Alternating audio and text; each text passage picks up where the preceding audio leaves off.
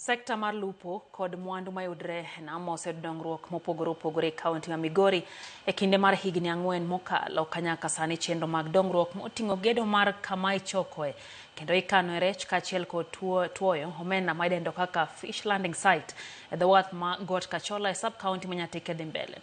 Jojuma nigi ler e kaunti ma Migori. Sekta mar lupo kod mwandu mod nam lolwe kaunti ma Migori kelo nweng'o ne oganda mathoth e kaunti ma Migori kaachiel kod oko mare. Odiochieng' ka odiochieng' malo yiedhi gana 3 donjo nam lolwe e chenrogo mag lupo. Jokanyo sekta ni kinde ka kinde osebiro kod ywak mathoth moting'o kethruok mag rech nikech onge mag kuonde ma ikano rech, pek mayudo chiro kod midhieche mamoko. Piny owacho malo kod mano ma kaunti ma Migori e kinde mokalo ne osingo mathoth ne jolupo kod oganda mamoko e yor bero nweng'o sekta no mar lupo kaachiel kod wuoth e nam lolwe. Penjo maduong' to bende singogi osechopo.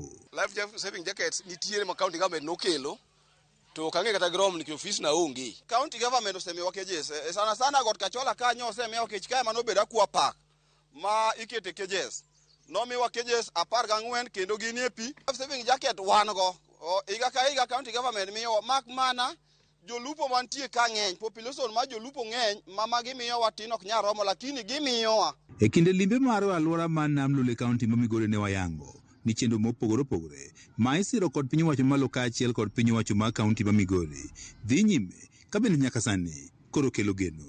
Yonge minyalo donjgo ka to nyaka nye project donj gweng' ka wan gi geno nikech waseneno lam kosewuok thochra kum kabiro Got Kachola. Kech gisekelnwa uneno, barabara bende uneno, idwa losnwa. Dong mano project ma gikelo. Koro nyaka wadwok ne duka ero kamano, Ochilo, Kale, Odege, Odoya Chuora. Gedo mar kama ikano rech mondo koro kik gikethre, kama ituoyo omena kod chenro mamoko maong'ere kaka Got Kachola fish landing site mane ochaki ayanga kod jatend piny Kenya William Ruto chuok mokalo koro gedo mar dhi nyime. One gi fish processing plant, one gi administration block, one gi fish receiving banda, one gi omena storage.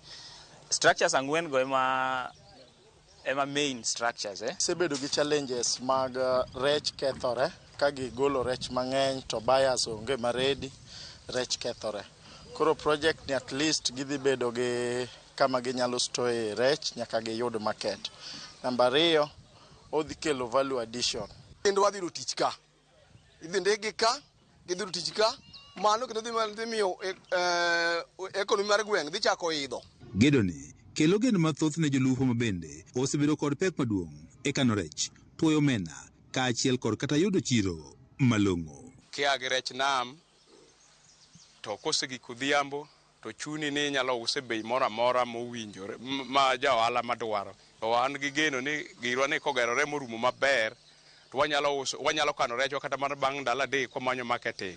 Kipenjo community maka gibokoni ni ka rech nokwamo kodgi, middlemen take advantage to kaw rech gi bei mapiny sama rech okwamo kodgi.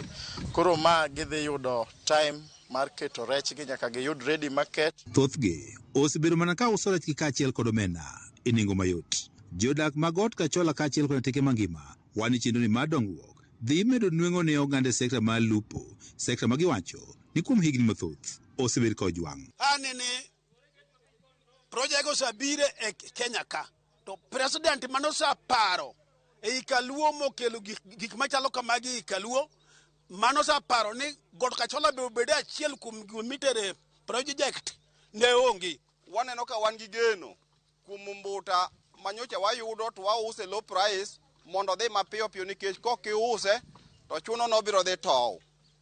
Koro sane wan gi mor maduong' ahinya nikech waneno ka koro ute gigeronwa ka kendo wang'eyo ni rech wabiro yudo to wayudo cold storage mopang. E dho wath ma Migori boma ma Uhuru e sub county ma Nyatike bende gedo mar kama mili gowe ma idendo kod dho ngere kaka paya bende dhi nyime. Chenro mar gedo ma bende igeno ni koro dhi wechego mag wuoth e nam lolwe. Dhigo biro konyowa nikech kaluwore gi kaka distance kata ma weche mag wuodhe gi chalo, aparo ni nweng'o biro yudore mondo wawuothi kaka jo osewacho mondo wadhi Kisumu.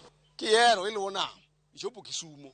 Nam onge risk mang'eny kaka lo motuo. Ka kori wuotho kiidho meli, iwuotho mayot. Donjo ka biro chiemo e hotel, biro nindo lodges mwadwa gerogi, mago medruok mabiro yudo ka. Nyaka sani oganda e kaunti Migori oketo mana geno margi kuom waterbus mating'o jowuoth e nam Lolwe. Chenro mar wuoth bende ne ochopo bang' ten kaunti ma Migori ne chopo winjruok kod kambino mar waterbus higa achiel mokalo.